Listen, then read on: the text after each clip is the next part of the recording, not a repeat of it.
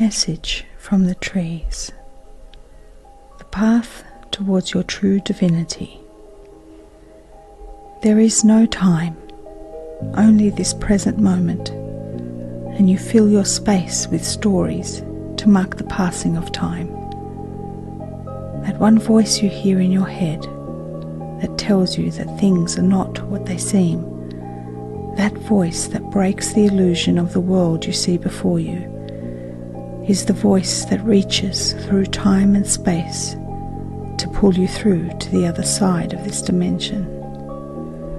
Many have gone on before you, seeking hope in this illusory world.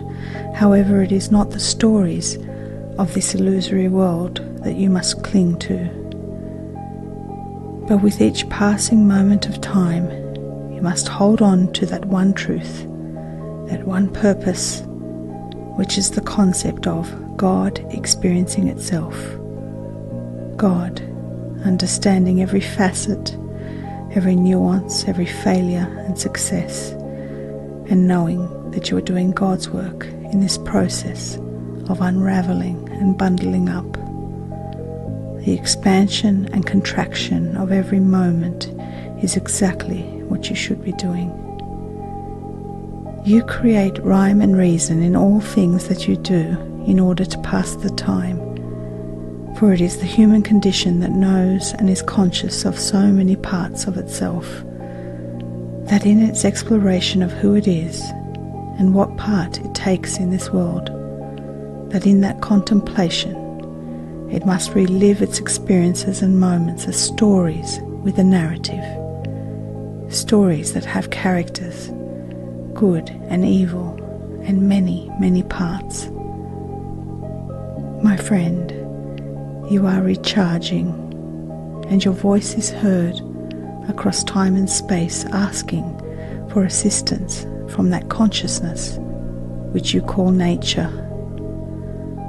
We are a collective, and we work together in unity with you humans. We are banding together in order that you may know that you are supported by the universe in all that you do. And although these times are harrowing, once you come out the other end, you will see that it was necessary to bring forth a new and brighter future and a brighter awareness of your reality. Those of you who resist the change and who cling to the old ways that have inverted God's truth and God's reality are the ones who will suffer needlessly and will be required to go through this test once more in another lifetime. Many will be taken away in the next 12 months. Great suffering will fall upon the earth, and although you do not wish to admit it, you know this to be true. Many of your loved ones will perish due to the ongoing injections that they have chosen to partake in. Those who have rejected it and who stood strong in the immediate discomfort of not falling into line will receive the greatest rewards. There are those of you who rejected God's creation and were not working in your highest purpose. Those of you who sought the illusory world fell for its treats and its immediate rewards and temptations without seeking to do the work that you came here to do. You took the easy way out. It was the easiest option to give in and to fall in line. It was the path of the drifter. It is not the path of the sovereign magician who takes charge of his failings and stands with purpose in knowing that he could alchemize all parts of himself that needed healing. This was where many of you went wrong. Rather than doing the work, rather than trusting your truth, you gave in because it was easier. The other way appeared to be most difficult, and yet those things that you desire, freedom, prosperity, happiness, balance, all of that will only come to you when you push through the darkest parts of yourself in the test that is this world. And when you come out the other side, you will be reborn with an understanding of true faith and true alignment with Source and creation. Your entire civilization lost the parts of itself that allowed it to understand the magic held within each individual creator being. Those who took the potion in seeking freedom and immediate rewards, ironically, had that magic stripped from them.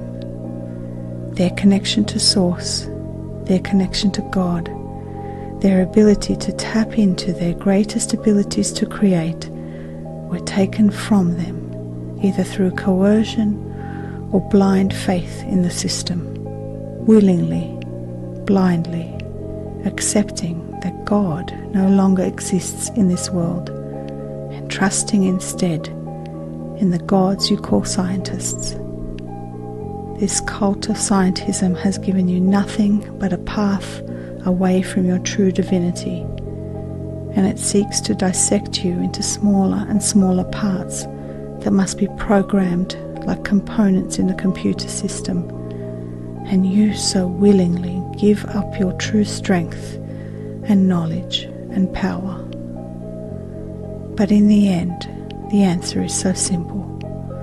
Humble yourself enough to take peace in the truth that is your divine creator, to take peace in nature, the only everlasting source of rejuvenation, and humble yourself enough to understand that while the answers are within you, that quite often you must surrender, knowing that every step of the way that this is still a matrix world that you live in.